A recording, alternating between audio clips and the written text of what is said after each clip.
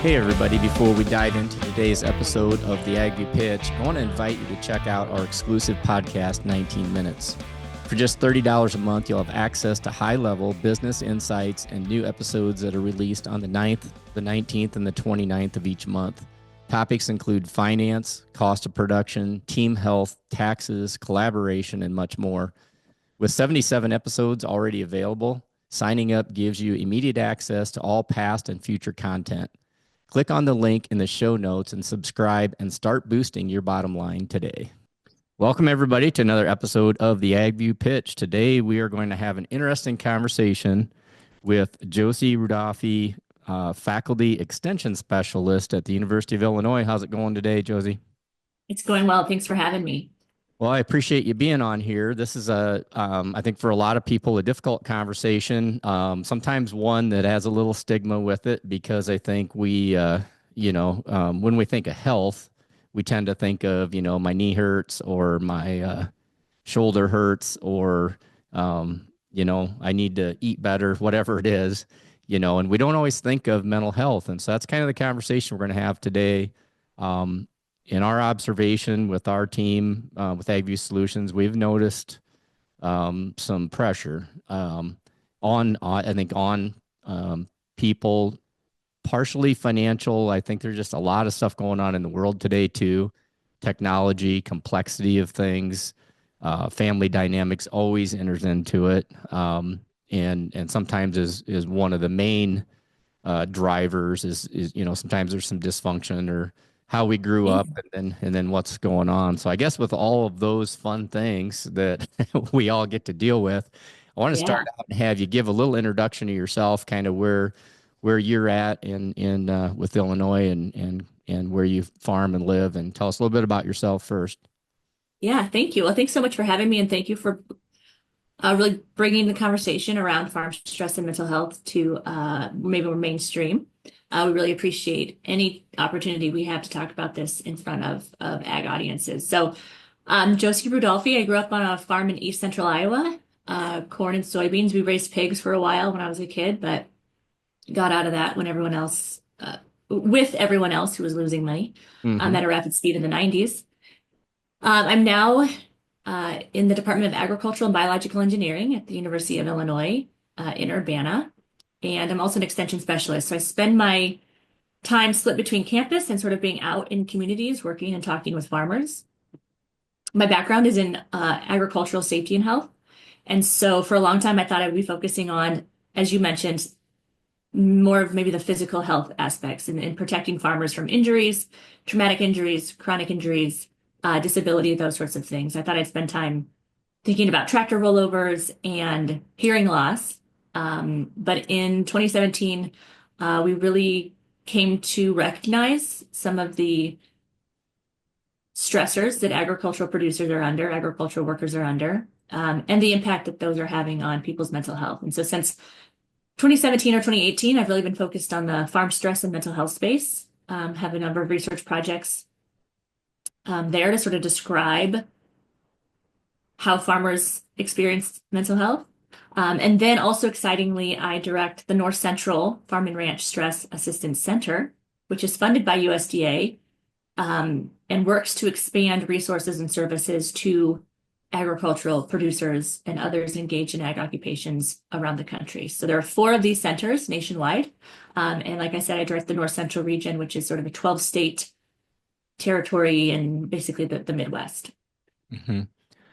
That's really interesting. I guess my first question then would be, what are you seeing in terms of, it's kind of like health, there was the pandemic, there's different health things that are viruses, but there's also, back to the mental health side of it. We get in environments that sometimes generate external challenges and things that do. And are you seeing an uptick? What are you seeing, I guess, is question. Yeah, so it's a really good question. And it's what I can say is that we consistently, regardless of who we survey, so a lot of the information we get about farmers, and especially their mental health, comes from surveys, interviews, and focus groups. And so my team, as well as colleagues from around the country, have been doing a lot of surveys of farmers to try to assess their symptomology for things like anxiety and depression. And we can talk about suicide. We certainly acknowledge that farmers are probably at higher risk of suicide. And that's been made very public by some like popular press articles in the last couple of years. But when we think about anxiety and depression specifically, which are two of some of the most common mental health conditions, what we see is that farmers consistently report, I should say, farm populations consistently report a higher prevalence of anxiety and depression when we compare that to the general population, even when we compare that to the general population during COVID. So we know that everybody's mental health was challenged during COVID, and we saw an increase in the proportion of people in the US who were reporting what would be considered like pretty serious symptoms of anxiety and depression. But what we find is that when we ask those same questions of the farm population, they consistently exceed even what we considered high during the pandemic. So to put it in a little bit of context, in the US, we estimate that about 18 to 20% of the population experience anxiety or depression at a given time. And when we do surveys of farm populations, we see closer to 60, almost 70% of people meeting the same criteria.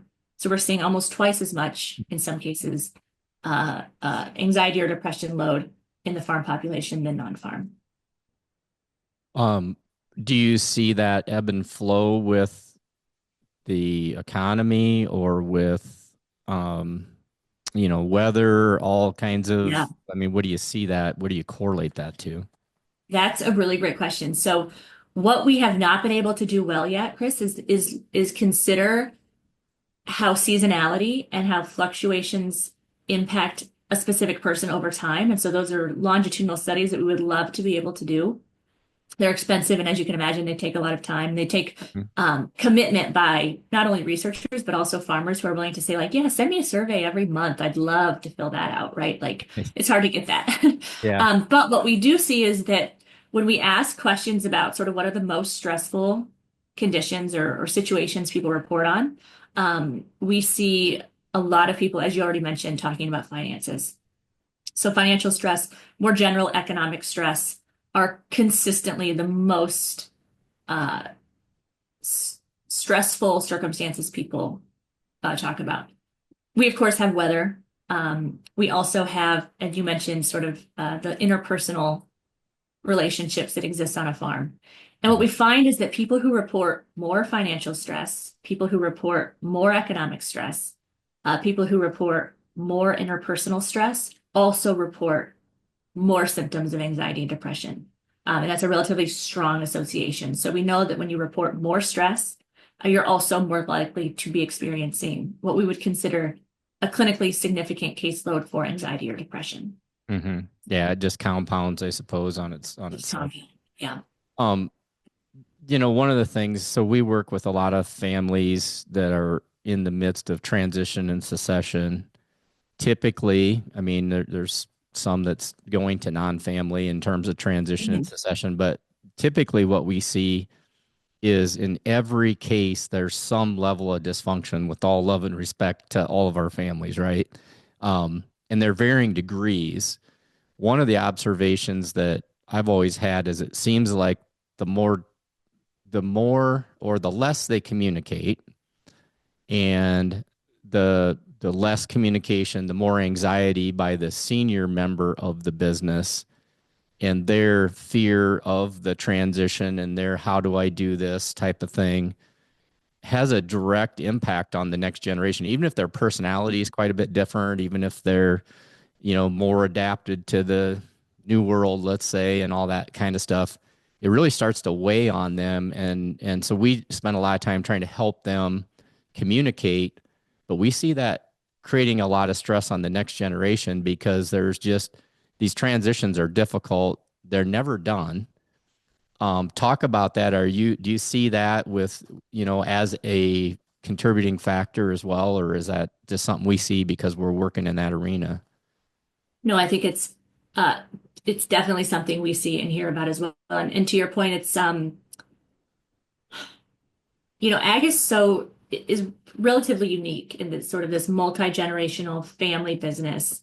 Um, and we see that in other small businesses, right? People might sell or pass on a non-farm business to the next generation. But the way people get entrenched in farming and the identity that it takes on makes it really, really hard to separate from that.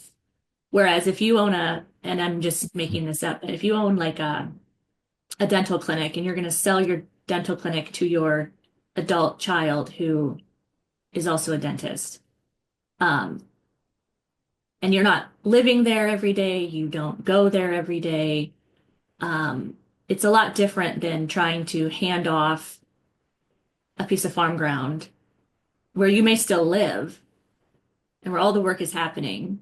It may be your entire retirement, which I think a lot of people don't talk about. Um, and so it becomes really, really challenging. And there's younger generations who are saying, I'm ready, I'm ready, I'm ready. I need to be doing this because I have to start building my own system up. And then there's an older generation saying, we want to pass it on, but we also have to make some money at this and we have to be stable and secure. And we don't get to sell this to some stranger. We're selling this or transitioning off to our family who we still want to have Thanksgiving with, and we still want to have these really special emotional connections with. And it creates a ton of stress. And so we have some partners in Wisconsin who have done a lot around succession planning, and they're working to not only equip farmers with and farm families with specialists in succession planning, whether they be attorneys or others, but also thinking about how do we bring in mediators and counselors to talk about how we're talking about this.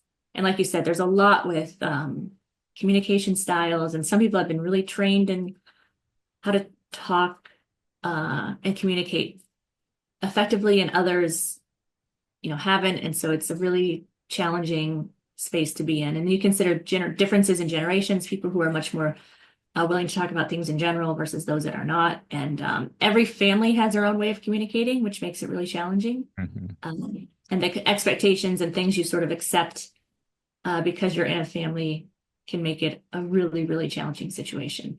Yeah, that's for sure. I mean, and I see exactly what you just said. I mean, we find ourselves facilitating the process, not, and helping them visualize it by literally drawing it out so they can see where the entities Hmm. are and how everything can move. But it's to you exactly to your point. It's the how you communicate, and even the biggest word we always figure out is the why. Why do you feel this way as the senior member? Why do you feel this way as the junior member? And getting all that on the table so everybody can understand each other a little better, I think, has been something that we've observed anyway. So I appreciate you mentioning that. It's definitely a key thing. I want to A trans. challenge with it is, oh, No, yeah, go go ahead. ahead. No, go Well, ahead. I was to say, the other challenge with it is it's acknowledging your own sort of mortality, and that's a really challenging place for anyone to be in. So what we see is people don't succession plan, and then somebody does die, and it's just so chaotic, and not figured out and not on paper, such that the family is really challenged anyway. And we've all heard stories of siblings who don't talk anymore because of Yeah. you know, arguments over wills and leases and land and livestock, and it's just a really unfortunate outcome That sometimes. that's the consequence we always tell people is, and a direct impact on the mental health side of things, right? Is the senior generation being transparent with the junior generation primarily so that the non-actively engaged siblings can have an understanding of why things are the way they are, and it can be set up before mom and dad are gone. Because when they're gone, you talk about mental health and stress, especially for the actively engaged individual. It gets tough because you love your family, and now all of a sudden you have all this conflict, and it just and a lot of it's just, and it's not always the fault of the non-actively engaged. A lot of times I hear, well, they just want money. Well, no, they don't understand. Right. It goes way back 10 years ago. It should have been explained along the way. And I think that has a lot to do with it. And to transition a little bit on back to the mental health component completely is, I think a lot of times, and I want you to hit on this, is I think part of it with mental health, a lot of times we make these assumptions and we draw conclusions of something that we don't have enough information on. And sometimes we think, well, that isn't going to work, or, and it has to do with, people that are successful are going to hear negative things from other people too. And then sometimes it makes to get to the next level harder because you hear all these negative comments. How do you tell people to stay positive, ignore the noise, and stay focused on their trajectory and where they're going? Are there any you know things that people need to be aware of or think about to stay positive and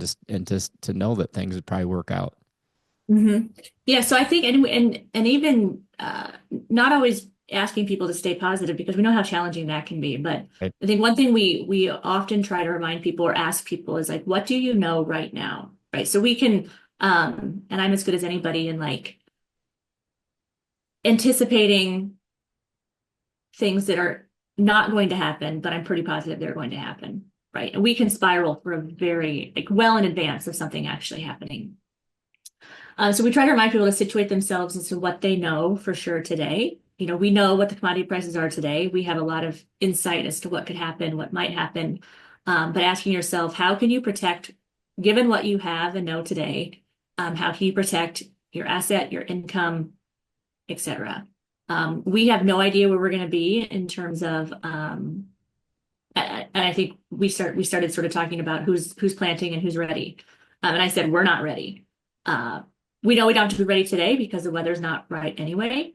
And so we just think about, we could worry for a very long time about when it's going to be ready or fit environmentally and what we're going to do that day. But until then, we're really sort of focused on the things we have control of right now. Because we have to acknowledge, I think the biggest advantage some people have in this industry is being able to acknowledge what you do and do not have control over, right? And there's so much in agriculture that we don't have control over. We don't get to set a price for our product. We don't have any control over the weather. We don't have, unfortunately, we feel completely powerless in decisions that are being made at state and federal levels. And so we really have to reorientate ourselves to what we have control over and how we're going to make the best decisions for those sort of key components. Mm-hmm. And we can Interesting. worry, like I said, we can worry for the rest, for the rest of the day about what commodity prices are going to do until market close. But that's unfortunately a really unuseful way to use the day. Mm-hmm. Are there any, everybody's different. You have people who tend to worry more, and you have people who it just, it just goes right off their back and they don't worry That's about it. awesome. And I think sometimes, and it's kind of the same way, we work in a lot of the financial areas with people too. And you have some people that take the numbers to the fourth decimal point and they're still frustrated because it's not exact. And then you have people that's close, let's roll. Yeah. Um, do you see any correlation in people's, you know, personality as it relates to, directly to, to depression? Or, I guess what I'm getting to is what are some of the factors that, because sometimes, some of the people that joke around and seem happy will surprise you. And all of a sudden there's like, maybe even a suicide or something, a breakdown of some sort, and they seem like they were the happy one. How do we identify that, or how do we figure that out? Yeah, that's a really good question. So, we I worked with a colleague and we analyzed some data from the CDC. They have a national violent death reporting system. And so all violent deaths get put into this database, and it is an opportunity to, just like you asked, what are risk factors for people, especially in agriculture Hmm. and suicide? And unfortunately, what we find is there are no real clear distinctions when we compare that to what we see in the general population. So farmers aren't more likely to be in legal trouble. They're not more likely, it's just statistically more likely to be in financial trouble. They're not even, statistically more likely to be having marital problems. which makes it a really kind of challenging situation to be watching for. Because like you said, you might know somebody, they've always seemed quite jovial, never any concerns, and then, you know, there's a suicide in the community.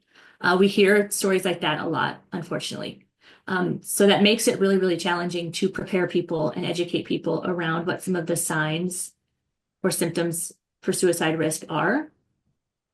One thing we do is we have a number of organizations who are offering, we call them mental health literacy programs. And it's the intent behind a lot of these programs is to train non-mental health professionals to know the signs and symptoms of mental health conditions, to know what resources are available in your community, to know how to talk somebody through a crisis, to know who to connect them to if they need immediate intervention or help. Because we acknowledge that our rural and agricultural communities are really underserved, not just in healthcare, but especially in mental health care. And so what we tell people is we teach signs and symptoms, but we acknowledge that everybody's a little bit different. So, you know, a classic symptom is perhaps somebody who's not sleeping. And someone might say, like, well, my husband never sleeps. Like, he's never been a sleeper. So what we really encourage people to do is consider how a person's personality or demeanor has changed in the last 2 weeks. And we say, if you can highlight differences in somebody, they're not sleeping, they're not eating, they're more agitated, they're more removed than they typically are, those are things we become concerned about. And we can say, I'm really concerned about you. I've noticed the last 2 times I've seen you, you've just seemed really tired. You seem like you're exhausted. You seem more agitated. And that's different than how you usually are. And that's why I'm concerned. So really being able to highlight changes in people, acknowledging that some people are just naturally more agitated than others. Mm-hmm. Yeah. Are there any other things? I mean, you talked about, there, you can see like almost physical signs of, I wouldn't call it depression, but just like you said, a change in their personality or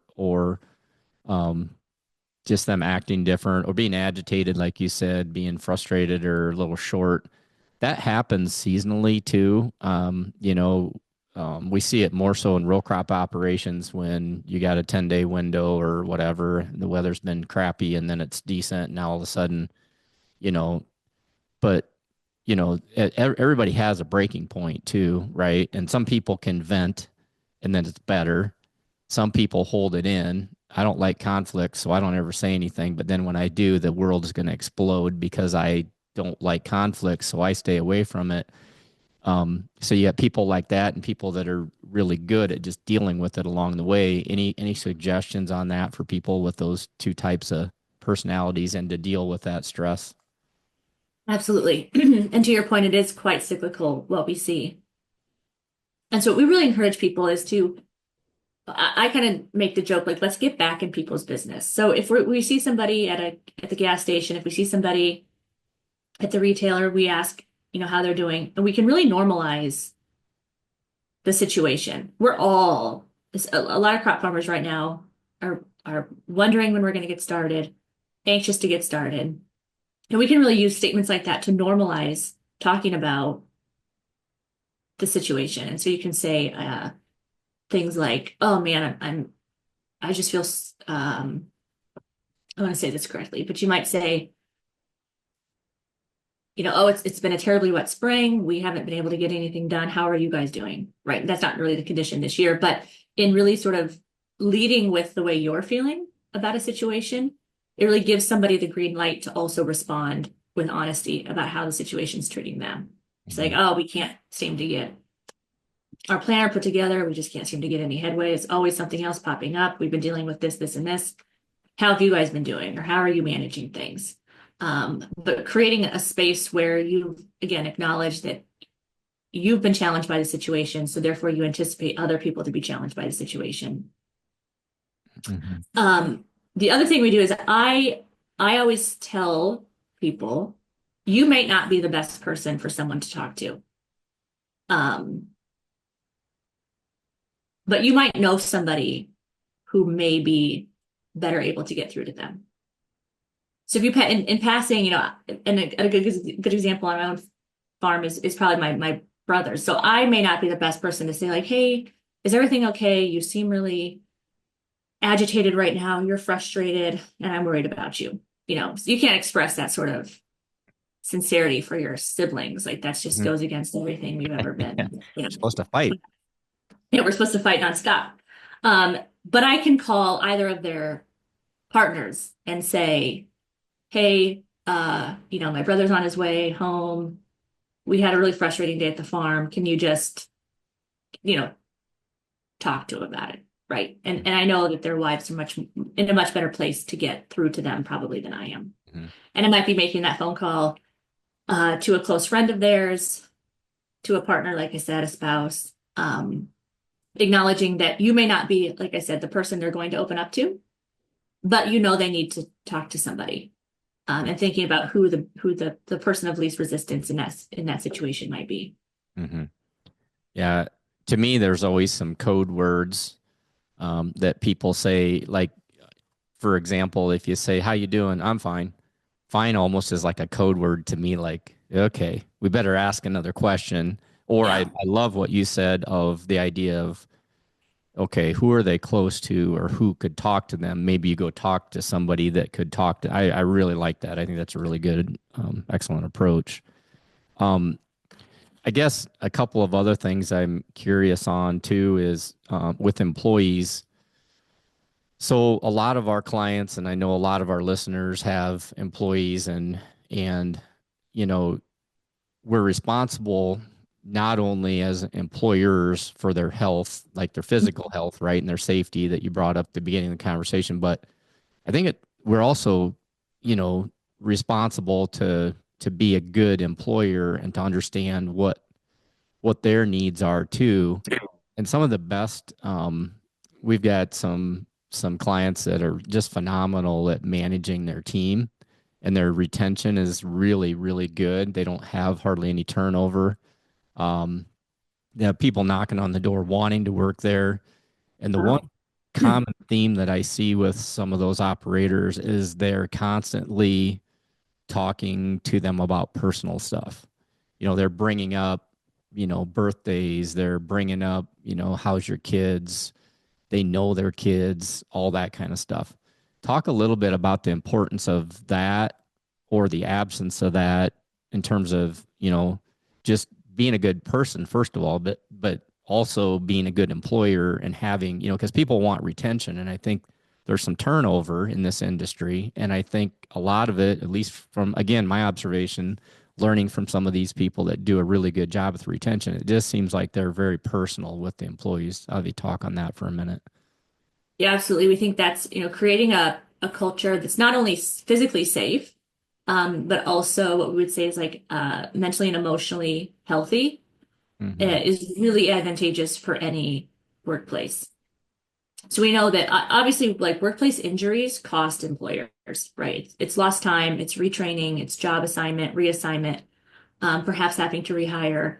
But we also know now that uh, we think about psychosocial stressors. And so, the working conditions that have less of an impact on your physical health, but certainly have an impact on your mental health, um, are tremendously costly. And that then when people are stressed, and or experiencing a mental health condition, they are more likely to unfortunately make a mistake in the workplace. They're more likely to be injured. We have a lot of absenteeism, so people are consistently calling out. We also have a lot of presenteeism, so that's when people are there, but they're also checked out, um, which just create a really challenging workplace as for an employer to be managing.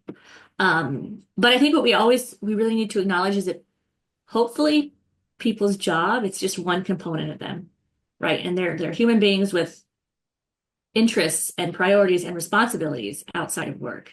And creating a space, and I think we've done a better job of this post-COVID is acknowledging, um, yeah, that people bring a lot to work and they hopefully go home to a lot more. And so acknowledging the human dimension is quite complex.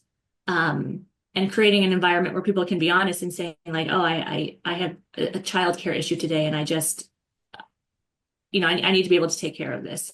I have doctor's appointments that I need to be able to prioritize. Um, and creating a culture that really values the person and not just the work, uh, then creates a culture of camaraderie where people want to be and want to stay, because they acknowledge they're not just like a component of this much larger system, but they're actually a person, and their employer recognizes that. Hmm. Interesting. You said something that I want to tee off of a little bit on the idea of, we bring our personal life to work sometimes, right? And, even in our team and our operation, I always tell people if you're having a bad day, usually it's probably because, and sometimes it's at work, but sometimes it's you brought something with you. And it's like, just go home. All you're doing is creating a cancer for everybody else in the place. Go home. It's a just get away, go home and do whatever it is you need to do. And then you'll be way better off. You agree with that? Oh, absolutely. I think, yeah, people say leave it at the door. Good That's luck. impossible to do. You can't do Yeah. that.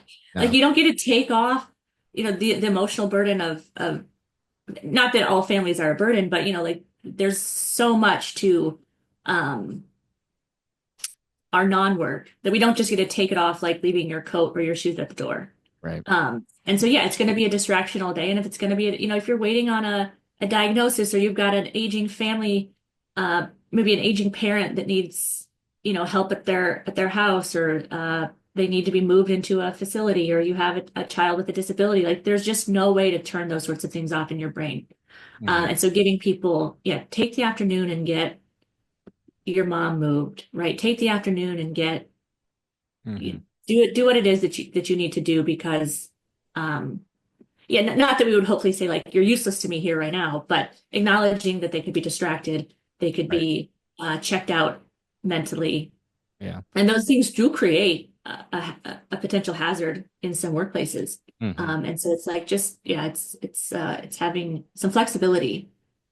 And it might Yeah. be back to what you said earlier is, do you need, what do you need? Is there anything you need? Maybe asking the question and maybe they open up a little bit. That's what I see a couple of these operations I was talking about that, you know, they feel safe and there's trust in the sense that, they know that it's confidential and they trust their employee, not only as an employee, but as a person. Right. And I think that's really a key thing.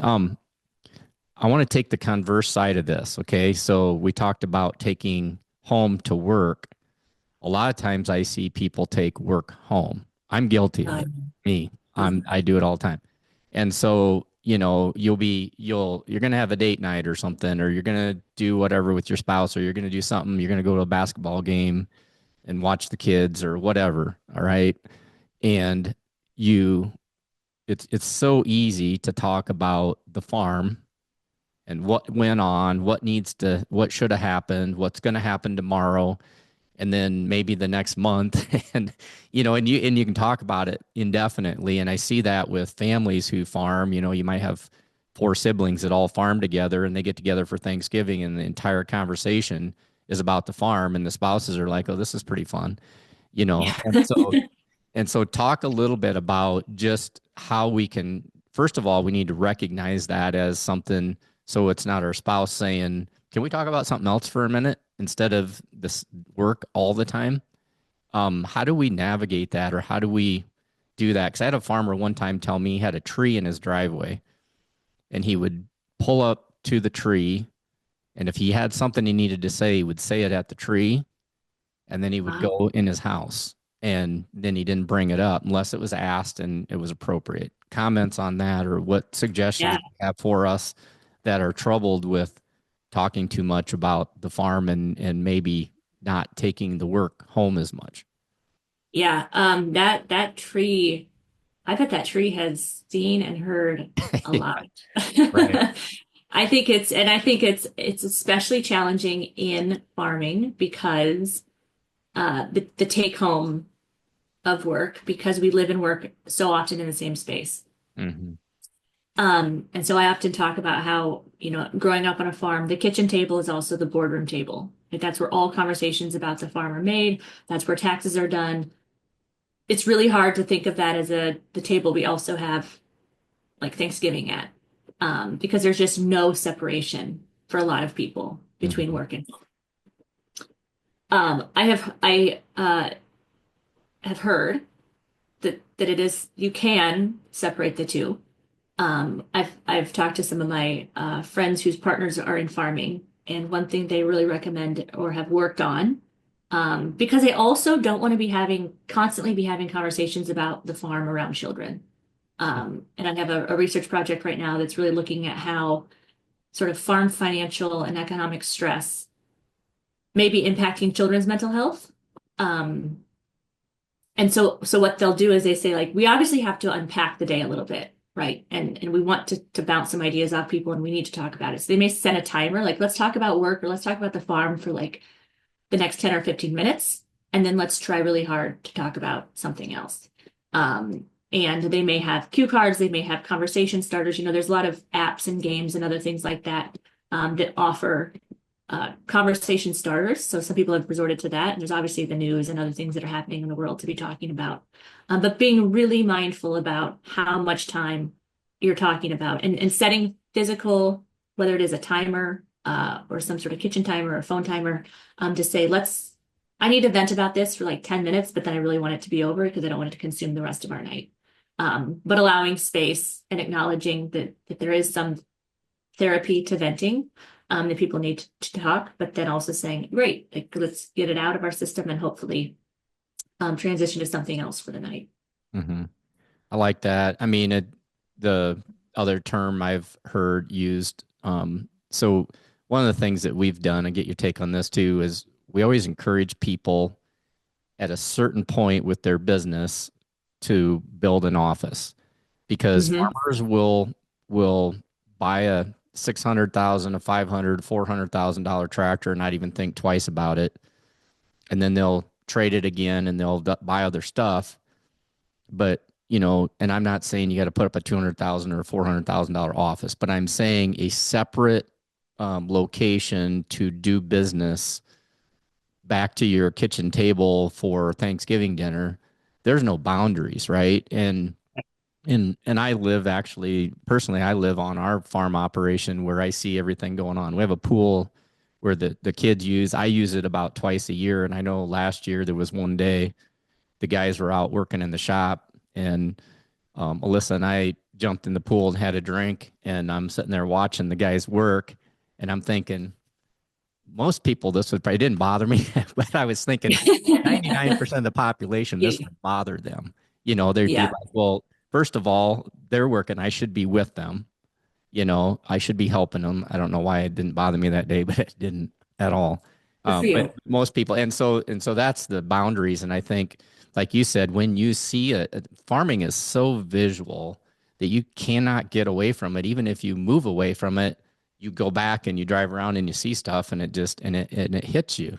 Any comments on, Yeah. additional comments on boundaries and how to navigate that, and how to, any suggestions there on navigating boundaries? Yeah, I think if you have the means to put up an office and try to build that physical separation between home and work, absolutely beneficial. I also think, I've seen we've talked to some farm families who are really trying to sort of professionalize their farm a little bit. And I don't mean like building massive structures and putting key cards and like putting a hmm policy for clothing, right? It's not like that. But thinking about how do we um like you might see in a more typical work environment, how do we standardize working hours when we can? How do we standardize weekends when we can? How do we acknowledge that people need time off?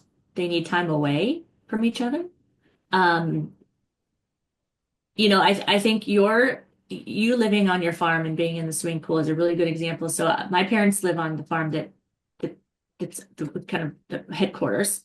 Um, and I would imagine that every time somebody pulls into the shop, there's that gravitational pull from somebody who's in the house to go out there and see, do they need help? Mm-hmm. It's usually my dad, and he's probably put in, 3 times the hours that me and my brothers have.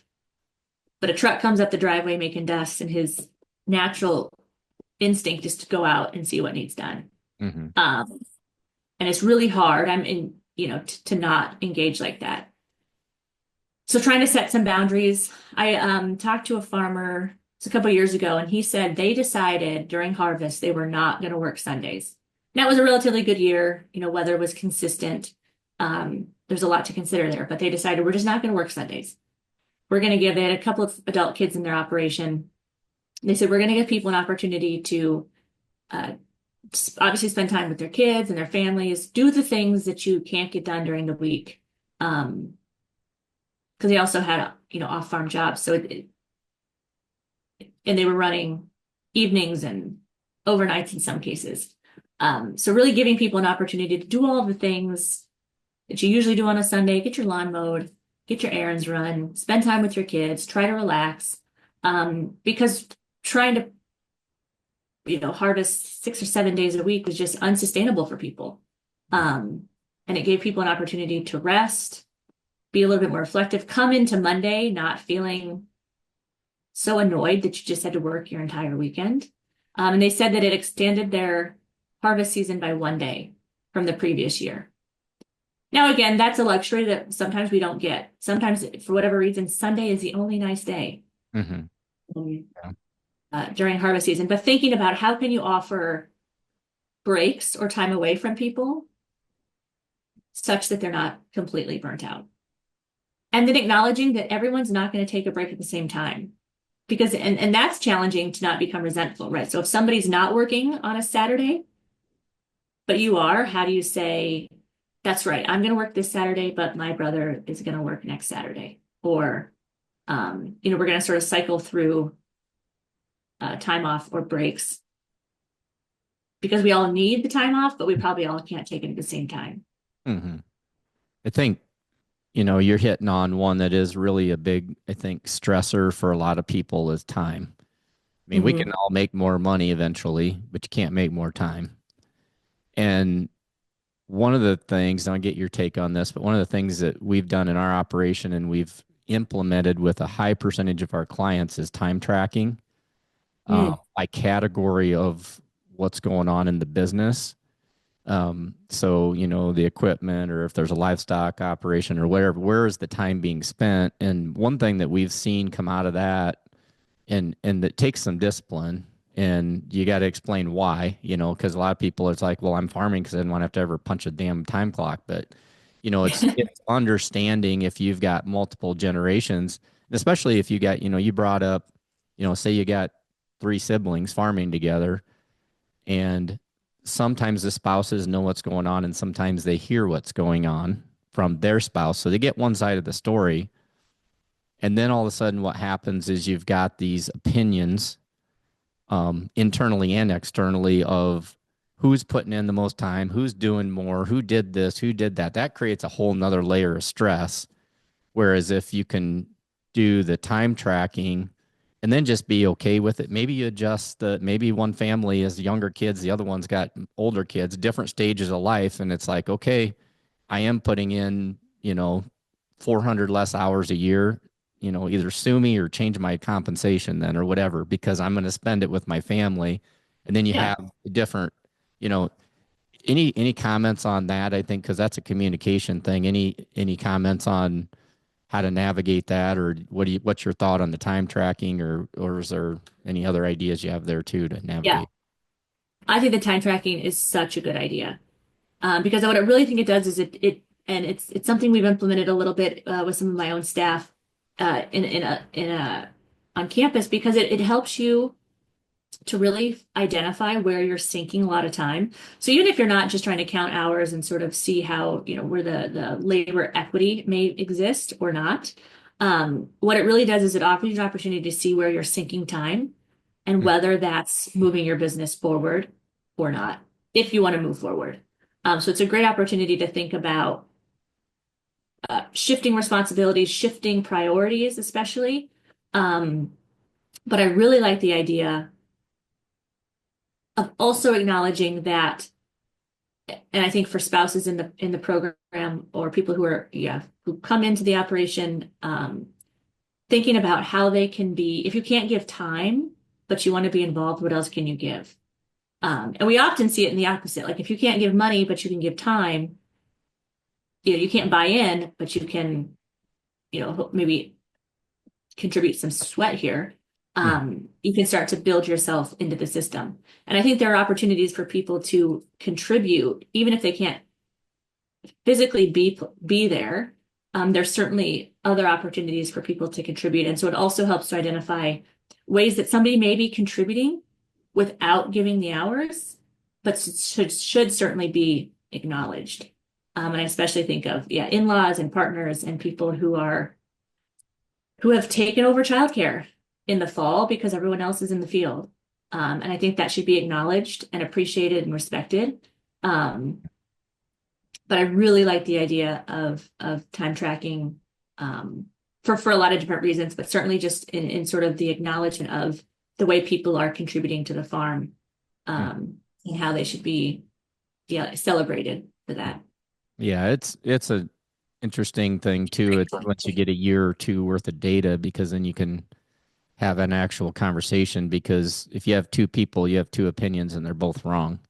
So, Yeah. it's interesting. I kind of want to, a couple other things. We've covered a lot of ground, a couple of other things I want to hit on as we get closer to wrapping up, but talk a little bit about just I know there's a lot of 30, 40 somethings that listen to this podcast, because we can kind of see where people are at, and we get anywhere from a couple of thousand to maybe as much as 10,000 on some episodes in the podcast. And so talk to the listener a little bit about the younger, that 30, that 40 something, that feels like the transition isn't happening quick enough and there's some frustration. What do you tell them how do they navigate that? Are there any key things that you think they should be talking about with their senior partners or their family members? Want you to hit on that for a second, and then a couple other follow-ups.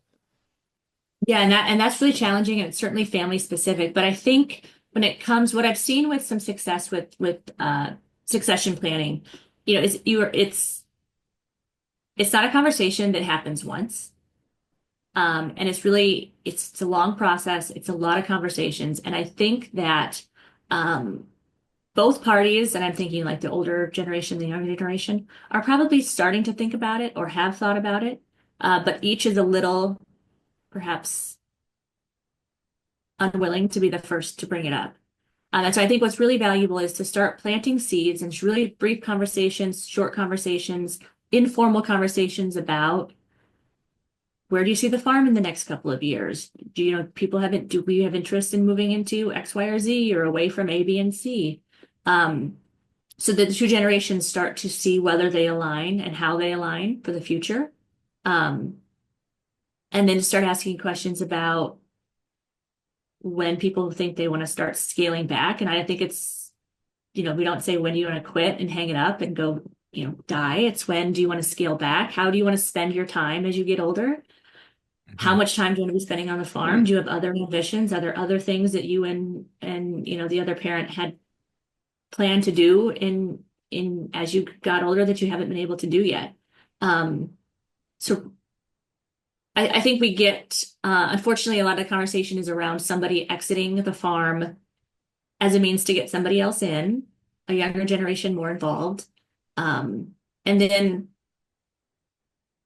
I think that we hopefully phrase it as it's giving this older generation an opportunity. They've worked probably hard their entire life, an opportunity to go enjoy things or do things that maybe they have never had time for. And striking a really great balance where they can be involved.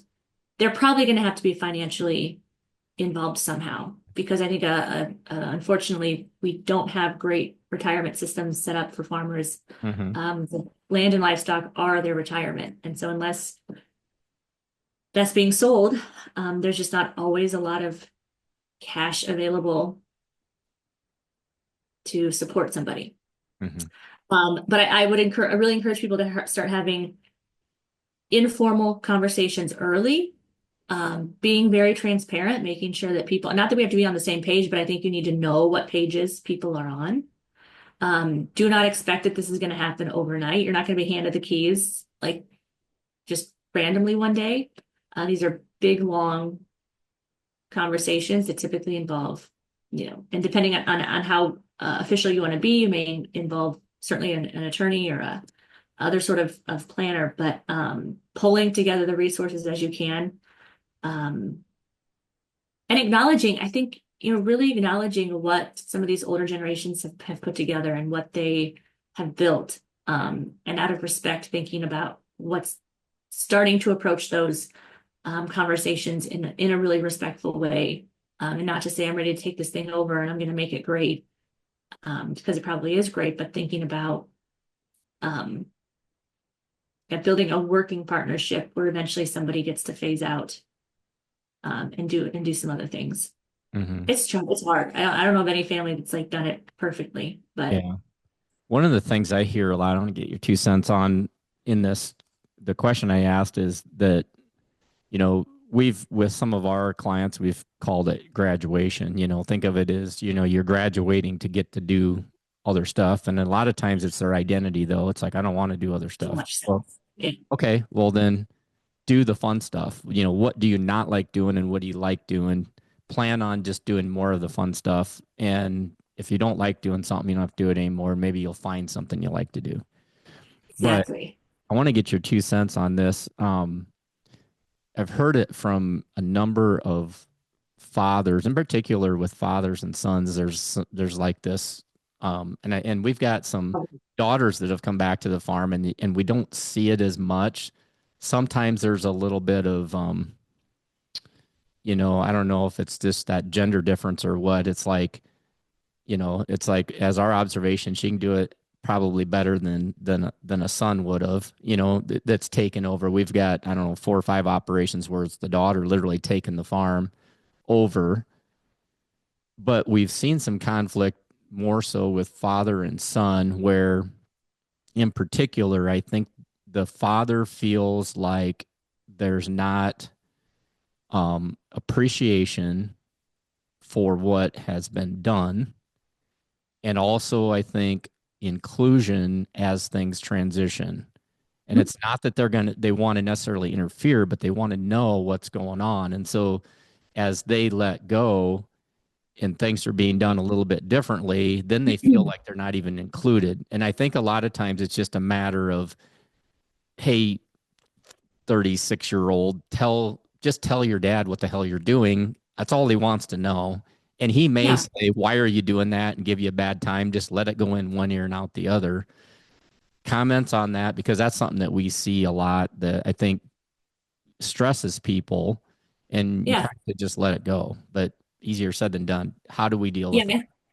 I think from my observations, there seems to be more of a rub when it's a father-son. Hmm. And I Definitely. think some of that are unfortunately gender norms that have been baked into ag specifically. Mm-mm. Um, Yep. Sort of the keeping cards relatively close to the chest, not disclosing, in general, being less willing and interested in talking about things, disclosing things. Um, uh, and so I think exactly to your point, there's a little eagerness on the son's side to be taking over, maybe lack of appreciation, lack of respect about what's in this specific situation we're talking about. A father has built and been able to contribute and provide for his family, probably with the help of other people, but we often acknowledge the man's contributions. But um, then, yeah, being kind of phased out, uninformed, perhaps because they weren't a role model for sharing and talking and providing justification for why decisions have been made, Apple right? doesn't So fall too far it's from the like tree. looking at yourself in the face and saying like, well, I never told, while these people were growing up, I never really told them, what was happening, and so I surmise that Good job I on will also, both of you. yeah, yeah. What Weird. does that mean? So Yeah. never heard that, but So I think it's sort of acknowledging that the shoe will be on the other foot, and then that's a really uncomfortable place to be. And so that's where I really encourage if you're younger and moving into this, and I think women are naturally better at this, unfortunately. Yep. Um, Being a little more, asking a lot more questions, um, acknowledging when maybe things we're not as comfortable with, we're more interested in asking questions, making sure we have clarity on things. Um, and so that's what I really encourage younger people to do is being as involved as you can and asking a lot of questions and appreciating what other generations have provided and built. Um, and then keeping them informed, as they're transitioning out, continuing to keep information flowing. Mhm. And I think your point exactly is like, we want to offer the next generation an opportunity to do the things they want to do, right? They did things they had to do for a very long time. And so now if you don't want to touch a corn planter again, like Mhm. I hope you never have to, if you never want to, right? But if you really love scouting, which would be weird, but some people like it, we want you to do that all summer. If you really enjoy fixing equipment, great, you'll be like the shop manager. If you really enjoy the chemistry and soil sampling, like that's where you can invest your time. Or you want to do on-farm trials somewhere, you want to get really interested in uh, some other, component of this, like let your sink your time and brain into that. But this mundane, paying the bills and making sure seed is ordered, you know, time you can hopefully you get to hand that off to somebody else now. Mhm.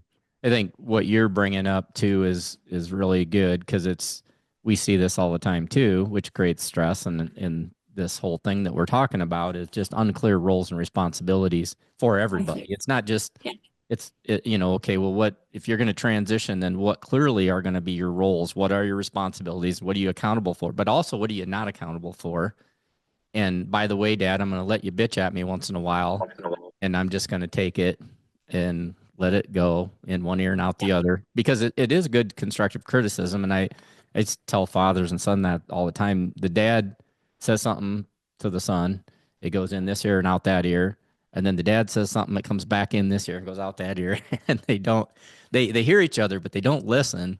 Yeah. And then that creates even more stress both ways, Mhm. and so that's kind of why I was looking for, and I appreciate, some of the things you've brought up is just some ways to kind of deal with that and make sure I mean, it always comes down to communication, doesn't it? I mean, it It just seems always like, comes down to communication. Yeah. And figuring out, it's also figuring out how people want to communicate. Um, it's weird, but like even face to face, some people don't want to be face to face. And so figuring out what works best for your family. Are you guys talking over the phone? Even are you riding in a vehicle? So we know that a lot of really good conversation happens when you're sitting beside somebody. There's a little less eye contact, so the conversation you might be more willing to say things when you're side by side than when you're like facing each other. So we know that being in a truck, being in a vehicle, um, is a really good opportunity for somewhat casual conversation. Um, People also say, I say like I ask people, so where are you sitting next to somebody? Trying to remind people that the car is a really great place to have some of these conversations. And we hear parents talk about this a lot. They have really great conversations with their adolescent kids when they're driving to and from basketball and home from different things. And I've heard people say, like, I'm going to miss our car time because we have really great conversations there. Well, we ask farmers this and we say, so what opportunities do you have to sit by somebody side by side and have some of these conversations? And we think of the vehicle, but they also think of the bar. So you do have to sort of consider, where you're having some of these conversations and whether they're prime for the car or prime for the bar. But I think there's opportunities for really casual conversations and figuring out how people want to communicate and how they'll communicate best. mhm. Um, Yeah, because some people just don't like talking over the phone. They're really uncomfortable there. Some people working side by side, working together is a really good place to just ask some really casual conversations or start, I should say, casual conversations about um, how the week's going, how you see the fall going, what some of the, what we need to get done, who's going to be doing them, how we Hmm. prioritize things, What do those you sorts of things. what do you think about you know, we talked earlier about sort of, and I'll use this terminology, but like you'd kind of brought up the family dynamics or the family governance, I'll just call it that.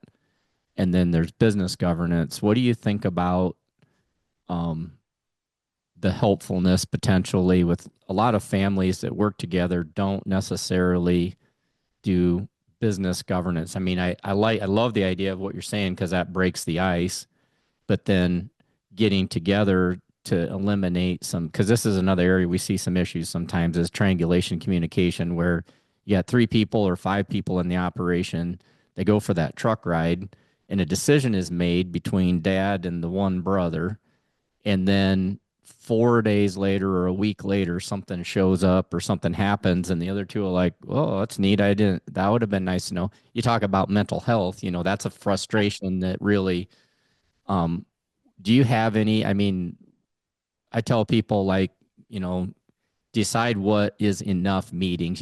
I mean, you don't need a Yeah. thousand different meetings and you can overdo it too, but is it once a month? Is it twice a week? Is it a huddle every morning? Is it, because it's different for everybody, but do you have any suggestions or thoughts on just the importance of meetings and then how much documentation to eliminate some of the stress stuff? Do you Mhm. think, any comments on that? Yeah, I think it really kind of depends on the size, right? So if you have four siblings and their partners, and unfortunately, the bigger it gets, the more meetings you probably need to have, Right. or at least the communication channels need to be clearly defined. So maybe you have a series. We put together a number of group texts depending on the season, so that the truck driver, the combine driver, the auger wagon, and at least two or three other people know what's happening. Um, but yeah, but at the we typically have seasonal meetings, and so and we get out big pieces of paper anymore, and we make lists of things that have to happen from machinery to agronomy to sort of logistics. We make big lists of things and hang them up in the shop and check them off, as they're done and assign them as they need to be done. The challenge is the decisions that are made sort of casually, like you mentioned, where one or two are privy to it, and then piece of equipment shows up and you're like, where did this come from? Uh-huh. And the way that makes people, it can make people in the operation feel as though they're not either involved in the decision making, privy to what's being decided on, is really, really challenging. And like I said, the bigger that group gets, the more challenging it can be. Um, but I think seasonal meetings work for a lot of people. But as you get bigger, it might have to be more monthly. And then I think acknowledging that if you've been included in a decision, you might think, who else would want to know about this right now? Right. And how, if my dad tells me something, I often think, oh, I wonder if my brother should know about that. Mm-hmm. Right. Because it's gonna, whatever we can do to prevent that rub that could potentially Mm-hmm. lead to a blister at some point. Yeah, you hurt somebody's feelings. It takes a while. Yeah. Yeah, and you don't want to be the one. Yeah, and you can probably put yourself in the shoes, and you've had your feelings hurt too, and so it's Hmm. yeah. Hopefully, you start to think about who else. Yeah, who else would want to know about this and Yeah, should know about this. right. Well, I think we've had a really good conversation. We've covered a lot of ground. I do want to get you back sometime with the research you said that you're doing with the kids and their involvement, Ah, because we see, a lot of our clients have, you know, kids of all ages, but a lot of kids in that middle school type age. And at a certain point, you wonder, how much transparency is appropriate and how much transparency isn't appropriate. And I think it depends on a lot of factors. And so I think that's a whole nother topic that I think we need to follow up with yeah, on another do conversation it. here for I'd be sure. so interested in that. Yeah, I think that would be really good because I've got some case studies, so it'd be fun to dialogue on that and say, okay, Yeah, what, so I think the listeners can look forward to that. And if anybody has things that they would like us to hit on that, if we have that conversation here in a month or two here yeah, coming up, to please reach out with an email. I guess what I want to do here as we finish up is kind of give you the last word, as we've talked about, a lot of situational things, it correlates to mental health, right? We've talked about, a gamut of things and kind of maybe how to navigate those things. But talk a little bit about, as we wrap up, what do you want the listeners to take away as it relates to mental health, understanding each other better, and and we didn't really hit specifically on suicide. If there's anything you want to bring up there or whatever, I'm gonna give you the last word and have you narrate the last part of the conversation here. Yeah, I appreciate it. So one thing we really try to remind people is that we all have mental health, just like we all have physical health. So we're really trying to normalize, uh, just like our physical health is not always great, our mental health may not always be great. And we like physical health, our mental health is a spectrum between, excellent to poor. And we're moving through that always. But we're never really that stagnant. And so we can have really poor days. And that doesn't mean our mental health is never going to improve. So what I encourage people to do is to fill their toolbox with things that they know help them through some of their more stressful times, and rely on those, whether it's keeping a notes app on your phone, or telling other people, hey, these are the things that really help me through some of my toughest times. Because sometimes when we're in those toughest times, we can't always think about what it's going to take to get us out of them. So filling a toolbox with things, social support, hobbies, things we use to relax, blow off steam, those sorts of things. Hopefully they're mostly healthy. Have those nearby, especially as we're going into a relatively stressful time. We encourage everyone to be trained in mental health first aid or other sorts of literacy programs so that they can be helpful advocates in their communities. And then we also really hope that people have a number of resources at their disposal. So farmstress.org is a website that we publish. It has a number of hotlines that are available. It has a lot of resources that are specific to farmers and ranchers. We think it's a great landing page and a place to, again, find resources that you might find beneficial for yourself or for others. And if you have any questions about things that are happening in a 12-state region, that's sort of Canada down to Missouri, the Dakotas over to Ohio, please feel free to reach out to me. My email is josier@illinois.edu. And if we don't have something that can be useful to you, we think one of our partners in the 12 states could. And we're happy to connect you with that. But yeah, I really just encourage people to prioritize themselves and their loved ones. Especially, yeah, I think we're all moving into what I consider to be the most stressful time of the year. I think this is when, harvest, it's all done. But this is really where we're thinking we really make. I think we acknowledge that this is what sets us up for the rest of the year. And it's incredibly stressful, and we need to be safe and healthy out there. Mm-hmm. Awesome. Well, I think it's been a great conversation. Like I said, I'm sure there's 1,000 other things we can discuss in this topic, just to keep people healthy mentally. I think is really a key thing. And you're doing a great job. Really appreciate the what you're doing in that arena, because it's such an important thing. And I think it gets overlooked, and I think it gets stigmatized some, and it really shouldn't. It's just, it's life. It's part of it, and people are important, and we want to make sure people are content and happy, and So with that said, again, I really appreciate it. We will make sure and have the farmstress.org in the show notes so people can click on that. We'll also have your email, Josie, in the show notes too, so that way if people need to reach out to you, got questions, they can definitely do that. But Jody Rudolphi, really appreciate your time. University of Illinois Extension Specialist, and it's been a great conversation. Thank you. Yeah, thank you for having me. You bet. And been a great conversation. If anybody has, again, more information, more things that you want to know on the mental health side of things, let us know. Again, keep an eye out for 19 minutes too. If there's things in there that you'd like us to be doing on 19 minutes, let us know. We could even do a couple of specific topics here with Josie too on that if you guys want anything there. So with that said, thanks everybody. We'll catch you again next time on the AgView Pitch.